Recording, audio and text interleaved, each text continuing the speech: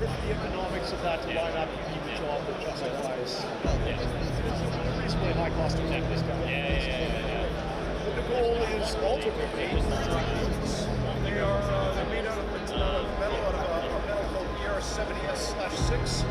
It's highly non-corrosive and for 3D printed.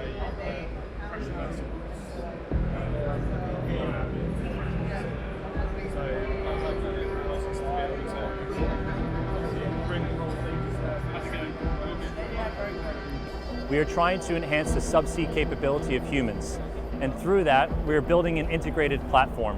What we have is a habitat system which sits at the core, and the key word in this is optionality.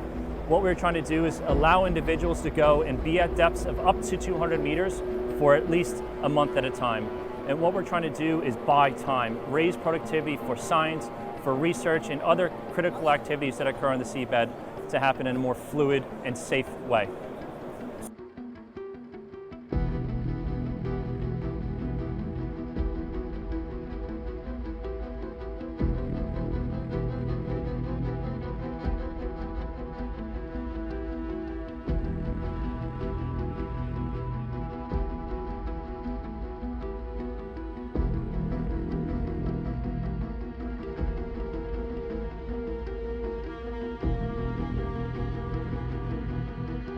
We wanted to create a leap, not a marginal improvement. So we have greater degrees of depth, the size. It's not the Four Seasons, but it's definitely going to be more comfortable. It's redeployable. Again, optionality. It could be at ambient pressure, which means it's the same pressure on the outside as the inside. So you can have divers that can use the moon pool. It's modular as well. So you're able to put multiple spans together, and they're large. So if anyone's flown on a Boeing 777, if you were to cut that in half, it's the same interior space.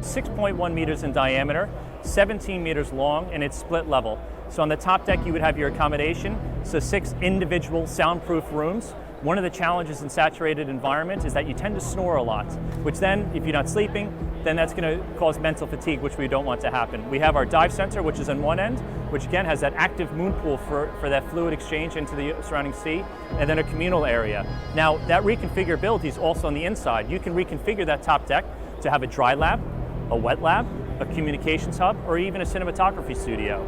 So again, you're having that type of environment where you're able to be down there comfortably. You want to go back after you leave, and what we're trying to do is consolidate that scientific chain into a single subsea laboratory. Again, productivity, high quality research, discovery, better understanding is going to lead to more discoveries, and then better policy about how we need to interact with the ocean more broadly.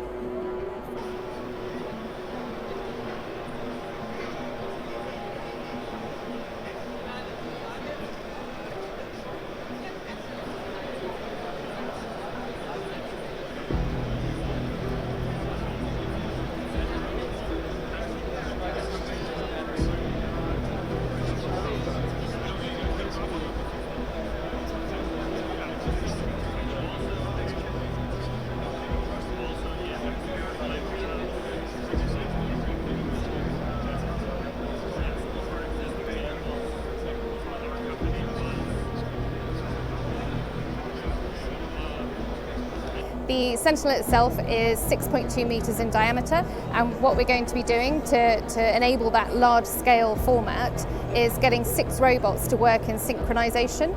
So they will be printing harmoniously together to lay down nearly 30 tons of metal for each segment, which will be 3 meters in height and 6.2 meters in diameter. And we can print that within 90 days.